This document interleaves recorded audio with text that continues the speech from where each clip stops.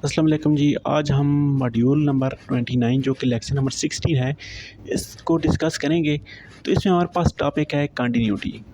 Continuity mathematics का basic function है जिसको हम कैलकुलस या एनालिसिस में ऑलरेडी पढ़ के आ चुके हैं, लेकिन यहाँ पे भी कम्प्लेक्स नंबर के लिए कंटिन्यूटी को चेक करेंगे। कम्प्लेक्स नंबर की कंटिन्यूटी कैसे होती है, तो ये चीज़ यहाँ पे लिखी हुई है कि continuity mean something is going without any break. ठीक है, कोई चीज़ एक तसलसल के साथ चलती रहे और उसमें कोई जंप या ब्रेक ना आए, कोई हॉल ना आए, तो हम कहते हैं कि ये चीज़ कंटिन्यूटी है। यहाँ पे कुछ एग्जांपल दी गई हैं। मिसाल के ऊपर आप देखते हैं एक परिंदा एक जगह से उड़ के दूसरी जगह जा रहा है, तो आप देखिए मुसलसल किसी न किसी जगह से वो गुजर रहा है, किसी जगह पे वो ब्रेक नहीं कर रहा। ठीक है, तो इसको कहते हैं ये कंटिन्यूस है। इस तरह ये आप जैसे आप बोल रहे हैं, तो आपके मुंह से जो आवाज़ निकली है वो किसी दूसरे बंदे के कानों तक एक तसलसल के साथ पहुंची है, किसी जगह पे दरमियान पे उसमें रुकावट नहीं आई। तो ये भी एक हमारे पास एक कंटिन्यूटी की मिसाल है। इसके अलावा यहाँ पे एक और मिसाल देता है, जो आपके पास सिग्नल्स आ रहे होते हैं इंटरनेट के, किसी वक्त उनके दरमियान डिसकनेक्टिविटी आ जाती है, तो इसको हम कंटिन्यूटी नहीं कह सकते, क्योंकि हो सकता है किसी जगह पे जाके सिग्नल ये आके ब्रेक कर जाएं। तो ये कह रहे इसी तरह की आप और भी मिसालें आपने इनके देख सकते हैं। तो कह रहे suppose that we consider quantity which depend upon another quantity, we want to know whether this quantity continuously depends upon other quantity. कि आपके पास एक फंक्शन है जिसमें एक वेरिएबल दूसरे वेरिएबल के ऊपर डिपेंड कर रहा है, तो हमने देखना है क्या वो कंटिन्यूसली डिपेंड कर रहा है या नहीं कर रहा। ठीक है, तो इसी को हम कम्प्लेक्स में जाके देखेंगे। तो यहाँ पे इसने एक रियल एनालिसिस की एक एग्जांपल दी है और इसने ये वाला ग्राफ बनाया है। तो ये क्या है, कह रहा है कि आप देखें इस ग्राफ में हर जगह पे कंटिन्यूस है। ठीक है, तो इसको हम कहते हैं, या इस पॉइंट से स्टार्ट होकर इस पॉइंट तक गया कंटिन्यूस कर्व जा रही है, तो इसको हम कहेंगे ये कंटिन्यूस है। बजाय इसकी अगर ये ग्राफ इस तरह होता, तो इसमें यहाँ पे देखें, यहाँ पे एक इसकी में ब्रेक आ रही है, तो इसको हम कंटिन्यूस नहीं कह सकते थे, लेकिन ये वाला ग्राफ हमारे पास कंटिन्यूस है। कंटिन्यूटी ऑफ रियल फंक्शन, तो रियल फंक्शन की कंटिन्यूटी हम कैसे चेक करते थे। Let us consider a function of one variable, जिसमें एक वेरिएबल एक्स वाई प्लेन में होता था, ये कि Y equal F of X हम लिखते थे। जैसे यहाँ पे है, ये वही फंक्शन है।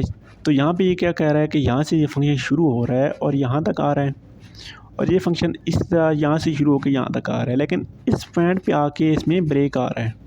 ठीक है, तो इस x इक्वल टू -2 पे आके इसमें ब्रेक आ रहा है, तो इसको हम कंटिन्यूस फंक्शन नहीं कह सकते, ये डिसकंटिन्यूस फंक्शन होगा। तो यहाँ पे इसने कंटिन्यूटी चेक करने का नीचे प्रोसेस बताया कि हम किसी भी फंक्शन की कंटिन्यूटी कैसे चेक करते हैं। इसके लिए यहाँ पे इसने 3 बेसिक स्टेप बताए हैं। तो सबसे पहले किसी भी पॉइंट की continuity at X not check करने के लिए सबसे पहले हमें पता होना चाहिए कि वो फंक्शन की लिमिट एग्जिस्ट करती है। फंक्शन की लिमिट, जब लिमिट उस पर अप्लाई करें X approaches to X not, वो एग्जिस्ट करे। ठीक है, सेकंड में फंक्शन की वैल्यू, फंक्शनल वैल्यू, जब एफ में एक्स नॉट की वैल्यू पुट करें तो वो एग्जिस्ट करे। थर्ड में ये दोनों चीज़ें आपस में इक्वल होनी चाहिए, तो हम कहेंगे कि ये फंक्शन आपके पास कंटिन्यूस है। यहाँ पे इसने एक रिमार्क दिया है, a function is said to be continuous on a set A if it is continuous at every point of A. इसका मतलब है कि आपके पास जो कर्व बनती है वो तभी कंटिन्यूस होगी जब वो हर एक पॉइंट पे कंटिन्यूस हो। ये नहीं कि एक पॉइंट पे कंटिन्यूस है, अगले पॉइंट पे जाके डिसकंटिन्यूस हो गई, तो उसको हम नहीं कह सकते कि ये आपके पास कंटिन्यूस फंक्शन है। वो हर एक पॉइंट पे कंटिन्यूस होगी तभी हम उसको कहेंगे ये आपके पास कंटिन्यूस है। नेक्स्ट रिमार्क है, in order to calculate the limit of point at X not, function F of X must be defined. Function आपके पास डिफाइंड होना चाहिए किसी नेबरहुड एक्स नॉट के ऊपर। तो इसको एग्जांपल की मदद से समझते हैं। एग्जांपल नंबर 1 है जी, हमारे पास एक फंक्शन गिवन है और इसकी हमने बताना है कि ये कंटिन्यूस है या नहीं है। ठीक है, तो सबसे पहले इस फंक्शन को समझें, ये किस किस्म का फंक्शन है। ये फंक्शन हमारे पास ऐसा है, जब अगर एक्स की वैल्यू ग्रेटर दैन ज़ीरो यानी कि कोई पॉजिटिव वैल्यू हो तो हमारे पास इसका आंसर आता है एक्स, ठीक है। और अगर एक्स की कोई नेगेटिव वैल्यू हम कंसिडर करें तो इसका आंसर हमारे पास आता है एक्स स्क्वायर प्लस 1। तो सबसे पहले x इक्वल 1 के लिए यहाँ पे चेक करेंगे। तो जब x इक्वल 1 के लिए इसकी कंटिन्यूटी चेक करेंगे तो f ऑफ 1 हमारे पास क्या चीज़ बन जाएगी, 1 यहाँ पे देखें, x की पॉजिटिव वैल्यू के लिए हमारे पास आंसर आता है x, ठीक है। तो f ऑफ 1 हमारे पास बन जाएगा f ऑफ x, तो x की जगह 1 पुट करेंगे तो हमारे पास इक्वल आ जाएगा 1 के, ठीक है। f ऑफ 1 हमारे पास 1 आ गया है। अब लिमिट अप्लाई करते हैं, limit x approaches to 1 f of x। तो जब f ऑफ x में लिमिट अप्लाई करेंगे तो f ऑफ x हमारे पास x आ जाएगा। तो जब x के ऊपर limit x approaches to 1 put करेंगे तो हमारे पास इक्वल 1 आ जाएगा, ठीक है। लिमिट भी एग्जिस्ट कर गई है, फंक्शन भी एग्जिस्ट कर गया और दोनों इक्वल आ गई हैं, तो ये 1 पे ये फंक्शन कंटिन्यूस है। अब चेक करते हैं क्या 0 पे कंटिन्यूस है। 0 पे चेक करने के लिए सबसे पहले हमने function moves to x equal 0 from left side, पहले लेफ़्ट साइड से शुरू करेंगे, यानी कि इस तरफ से आएंगे। तो लेफ़्ट साइड से जब आएंगे तो फंक्शन की वैल्यू 0 पे आपके पास 1 है, ठीक है। क्योंकि जब 0 की आप वैल्यू लिखेंगे 0 में आपके पास ये ऊपर वाली वैल्यू अप्लाई होगी, नीचे वाली वैल्यू 0 से ग्रेटर देन के लिए है, 0 से लेस देन के लिए ऊपर वाली 0 या 0 से इक्वल या 0 से लेस देन के लिए ऊपर वाला फंक्शन आपके पास अप्लाई होगा एक्स स्क्वायर प्लस 1। तो उसमें x 0 आप पुट करें तो 0 का स्क्वायर 0 प्लस 1 इक्वल आ जाता है 1 के। सेम इस तरह जब आप लिमिट अप्लाई करते हैं तो ये आपके पास 1 आ जाता है। तो दोनों तरफ आपके पास 1 आ रहा है तो 1 इक्वल टू 1, तो आपके पास ये फंक्शन कंटिन्यूस है 0 के ऊपर भी,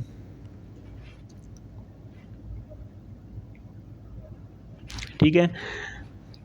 लेकिन ये क्या कह रहा है कि आपके पास जो लिमिट है ये आपके पास एग्जिस्ट नहीं करती, तो आपके पास फंक्शन जो है वो कंटिन्यूस नहीं हो सकता, ठीक है। एट x इक्वल 0 पे x इक्वल 0 पर यहाँ पे कर्व देखें तो हमारे पास कर्व क्या बन रही है, यहाँ से यहाँ तक और यहाँ से फिर यहाँ तक। तो 0 के ऊपर इसमें आके जंप आ रहा है, तो इस वजह से ये कर्व आपके पास कंटिन्यूस नहीं होगी। Next, continuity of u f of X Y a real function of 2 variable. जब इसमें 2 वेरिएबल अप्लाई करेंगे तो हमारे पास लिमिट इसकी u ऑफ एक्स वाई की एग्जिस्ट करनी चाहिए, नेक्स्ट फंक्शनल वैल्यू एग्जिस्ट करनी चाहिए, और थर्ड ये दोनों आपस में इक्वल होनी चाहिए। तब हम कहेंगे कि 2 वेरिएबल का जो फंक्शन है u ऑफ एक्स वाई ये आपके पास कंटिन्यूस है। यहाँ पे रिमार्क्स किया है कि a functional value is said to be continuous on set A if it is continuous at each point of A। तो वही बात है कि अगर हर पॉइंट पे कंटिन्यूस होगा तब ये इसको कहेंगे ये कंटिन्यूस है। नेक्स्ट ये क्या कह रहा है कि 0 0 पे कंटिन्यूटी चेक करें, जब x की वैल्यू भी 0 हो और y की वैल्यू भी 0 हो तो इस फंक्शन की वैल्यू चेक करें कि ये कंटिन्यूस है या नहीं है। तो चेक करने के लिए इसके ऊपर लिमिट अप्लाई की है 0 0 के ऊपर, ठीक है। तो जब 0 0 के ऊपर इसके ऊपर लिमिट अप्लाई की है तो u ऑफ 0 0 इक्वल आ गया 0 0। तो जब इसमें जब लिमिट अप्लाई की है x भी 0 पुट किया है, y भी 0 पुट किया, जी आपके पास इक्वल 0 क्या आ गया है, ठीक है। और जब फंक्शनल वैल्यू चेक किया है तो वो भी आपके पास 0 है, दोनों वैल्यू इक्वल आ रही है, तो आपके पास ये फंक्शन कंटिन्यूस है। नेक्स्ट है continuity of complex valued function f of z। तो ये क्या कह रहा है जी, लेट f ऑफ z भी complex function of complex variable z is defined for are values of c। तो वही बात है कि जब फंक्शन की वैल्यू लिमिट एग्जिस्ट करे, फंक्शन एग्जिस्ट करे और दोनों इक्वल आए तभी आपके पास फंक्शन कंटिन्यूस होगा। तो यहाँ भी ये क्या कह रहा है कि स्टेटमेंट 1 और 2 जो हैं वो सीक्वेंस हैं 3 की, यानी कि अगर आपके पास स्टेटमेंट नंबर 3 आपके पास शो हो जाए तो 1 और 2 तो ऑलरेडी शो हो जाती हैं, क्योंकि इक्वल होंगी तभी होंगी जब ये एग्जिस्ट करेंगी। तो यहाँ भी एग्जांपल नंबर 3 में ये क्या कह रहा है कि शो करें कि ये आपके पास f of z equal z ये कंटिन्यूस है। तो इसमें देखें हमने स्टार्ट में एक प्रूफ पढ़ा था कि z कंजुगेट के ऊपर जब लिमिट अप्लाई करते हैं तो z नॉट कंजुगेट की इक्वल आ जाता है। जब फंक्शनल वैल्यू देखें तो z नॉट कंजुगेट की इक्वल है और दोनों इक्वल हैं, तो हम ये बता सकते हैं कि ये आपके पास कंटिन्यूस फंक्शन है।